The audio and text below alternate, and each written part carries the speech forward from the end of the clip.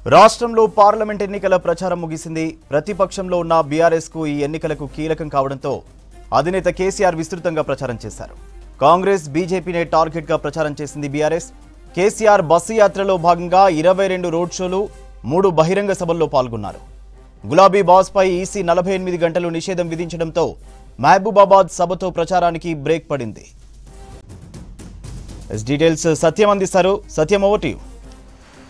సూర్య, BRS party ప్రతిపక్షంలో ఉండడంతో ఇక గత అసెంబ్లీ ఎన్నికల్లో ఆ పార్టీ అధికారం కోల్పోవడంతో ఈసారి అధికారం పోయిన తర్వాత మొదటి పార్లమెంట్ ఎన్నికలు కావడంతో బీఆర్ఎస్ పార్టీకి జీవన్మరణ సమస్యగా కూడా పార్లమెంట్ ఎన్నికలని చెప్పొచ్చు. ఈ ఎన్నికలు చాలా కీలకంగా బీఆర్ఎస్ పార్టీ తీసుకుంది. గత ప్రభుత్వం బీఆర్ఎస్ పార్టీ అధికారం కోల్పోయిన తర్వాత మొదటిసారి వస్తున్న పార్లమెంటు ఎన్నికలను ఎదుర్కోవడానికి బీఆర్ఎస్ పార్టీ మొదటి నుంచి కూడా ఆ పార్టీలో ఉన్న అసంతృప్తులను ముందుగా చక్కదిద్దే ప్రయత్నం చేశారు. అభ్యర్థులను ముందుగా ప్రకటించే ప్రయత్నం చేసినా కూడా నేతలంతా కూడా కాంగ్రెస్ పార్టీలోకి రావడంతో అభ్యర్థులు అనౌన్స్ చేసిన అభ్యర్థులు కూడా కాంగ్రెస్ పార్టీ రావడంతో పార్టీలో ఉన్న సీనియర్ నేతలను పార్టీ ముందుగా అభ్యర్థులను ప్రకటన చేసింది. ఆ తర్వాత ఆ పార్టీ వర్కింగ్ ప్రెసిడెంట్ కేటీఆర్, అదేవిధంగా మాజీ మంత్రి హరీష్ రావు ఇద్దరు ప్రచార బాధ్యతలు పార్టీని చక్కదిద్దే ప్రయత్నం చేసినా ఫలించకపోవడంతో ఇక పార్టీ అధినేత కేసీఆర్ రంగంలో దిగారు. ఆయన నేరుగా బస్సు యాత్ర నిర్వహించి 22 రోడ్ షోలు, అదేవిధంగా 3 బహిరంగ సభల్లో ఆ పార్టీ అధినేత కేసీఆర్ పాల్గొన్నారు. ఆయన ప్రతి పార్లమెంట్లో సాయంత్రం కార్నర్ మీటింగ్తో పాటు అక్కడే బస్ చేసి ఆయన పార్టీలో ఉన్న అసంతృప్తులను, పార్టీలో ఉన్న విభేదాలకు సంబంధించి వారిని చక్కదించే ప్రయత్నం చేశారు. ఆయా నియోజకవర్గాల్లో పార్టీలో ఉన్న అసంతృప్తులను ఆయన ఈ పార్లమెంట్ ఎన్నికలపై ప్రభావం పడకుండా ఆ పార్టీ అధినేత కేసీఆర్ ప్రయత్నం చేశారు. ఆయన మహబూబాబాద్ పార్లమెంటు నియోజకవర్గంలో ఆయన ప్రచారం చేసిన వెంటనే 48 గంటల పాటు ఆయనపై ఎన్నికల కమిషన్ నిషేధం విధించింది. దాంతో 2 రోజుల పాటు ఆయన ప్రచారానికి దూరంగా ఉన్నారు. ఆ తర్వాత ఆయన మళ్ళీ ప్రచారంలో పాల్గొని అన్ని నియోజకవర్గాల్లో ప్రధానంగా జాతీయ అంశాలు కాకుండా ప్రాంతీయ అంశాలనే ఈసారి బీఆర్ఎస్ పార్టీ ఎన్నికల ప్రచారం చేసింది. ఆ పార్టీ బలంగా ఉన్న అంటే తెలంగాణ అంశము, తెలంగాణ సెంటిమెంటు, దాంతోపాటు రైతుల రుణమాఫీ అనే అంశాన్ని తెరమ తీసుకొచ్చింది. ఇంకా ప్రజల్లో మరింత చర్చ జరిగే విధంగా జిల్లాలను గత ప్రభుత్వం కొత్తగా ఏర్పాటు చేసిన జిల్లాలను కాంగ్రెస్ ప్రభుత్వం రద్దు చేసే ప్రయత్నం చేస్తుందంటూ కూడా ప్రచారం చేసింది.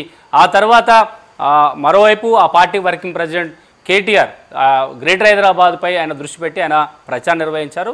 గ్రేటర్ హైదరాబాదును ఆయన యూటీ చేస్తుంది బీజేపీ కాంగ్రెస్ అధికారంలోకి వస్తే హైదరాబాదును తమ తెలంగాణలో ఉండకుండా యూటీ చేస్తుంది, కేంద్రపాలిత ప్రాంతం చేస్తున్నట్టు కూడా ఆయన ప్రచారం చెప్పిన బీఆర్ఎస్ పార్టీ గతంలో ఉన్న జోష్ ప్రస్తుతానికి ఈసారి ఎన్నికల ప్రచారంలో కనిపించకపోయినా పూర్తిగా party working president KTR greater Hyderabad పరిధిలో ఉన్న 4 పార్లమెంటు స్థానాల్లో ఆయన ప్రచారం నిర్వహించారు. ఇక మాజీ మంత్రి హరీష్ రావు పూర్తిగా మెదక్ పార్లమెంటు టార్గెట్గా ఆయన ప్రచారం చేశారు. ఇక కరీంనగర్, భువనగిరి ఈ 3 పార్లమెంట్లలో హరీష్ రావు పూర్తిగా ప్రచార బాధ్యతలు తీసుకొని హరీష్ రావు ఎన్నికల ప్రచారం నిర్వహించారు. ఇక ఎప్పటిలాగే కేసీఆర్ కుటుంబంలో ఉన్న ఈ కీలక నేతలు ముగ్గురు, అంటే అధినేత కేసీఆర్, అదేవిధంగా కేటీఆర్, మాజీ మంత్రి హరీష్ రావు ఈ ముగ్గురే పూర్తిగా ప్రచార బాధ్యతలు నిర్వహించారని చెప్పొచ్చు.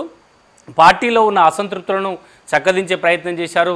ఇక జాతీయ స్థాయిలో కంటే కూడా కేంద్రంలో అధికారంలో ఉన్న బీజేపీని, కాంగ్రెస్ పార్టీల కంటే కూడా రాష్ట్రాల్లో అధికారం ఉన్న కాంగ్రెస్ పార్టీని టార్గెట్ చేస్తూ ప్రచారం చేశారు. కాంగ్రెస్ పార్టీ అధికారంలోకి వచ్చిన 100 రోజులు అమలు చేస్తున్న 6 గ్యారంటీలకు సంబంధించి తెలంగాణ ప్రజల్లో చర్చ పెట్టే ఒక ప్రయత్నాన్ని బీఆర్ఎస్ పార్టీ చేసింది.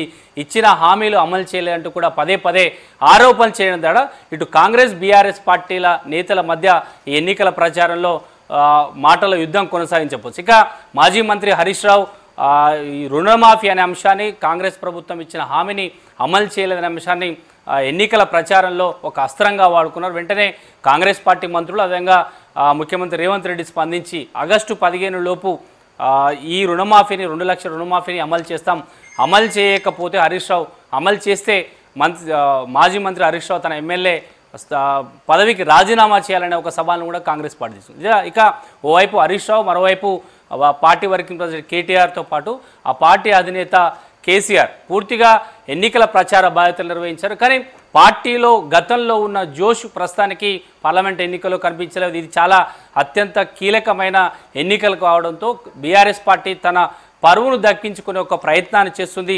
కానీ ఎన్ని స్థానాలపై పార్టీ దృష్టి పెడుతుంది, ఆ పార్టీలో ఇంటర్నల్ అంతర్గత చర్చ ఏం జరుగుతుంది అనే అంశం పాటు బీఆర్ఎస్ పార్టీలో నేతల మధ్య మాత్రం అంతర్గతంగా జరుగుతున్న చరిత్ర వారికి మాత్రం గుబులు రేపుతుందని చెప్పొచ్చు. కానీ ఇప్పుడు ఆ పార్టీ అధినేత కేసీఆర్ తీసుకున్న నిర్ణయము బస్సు యాత్ర ఆ పార్టీలో కొంత జోష్ కనిపించిందనే ఒక ధీమా బీఆర్ఎస్ పార్టీలో కనిపిస్తుందని చెప్పొచ్చు. ఇక రేపు జరగబోయే పార్టీ పోలింగ్ అంశాన్ని పార్టీ ఏ విధంగా మేనేజ్ చేస్తుంది, పోలింగ్ బూత్ సంబంధించిన కార్యకర్తలు లేదంటే డివిజన్ల వారీగా ఉన్న నేతలను ఏ విధంగా పార్టీ మేనేజ్ చేస్తుంది, పార్టీ వ్యూహం ఏ విధంగా ఉండబోతుంది మాత్రం బీఆర్ఎస్ నేతలంతా కూడా చాలా ఆసక్తిగా చూస్తామని చెప్పొచ్చు.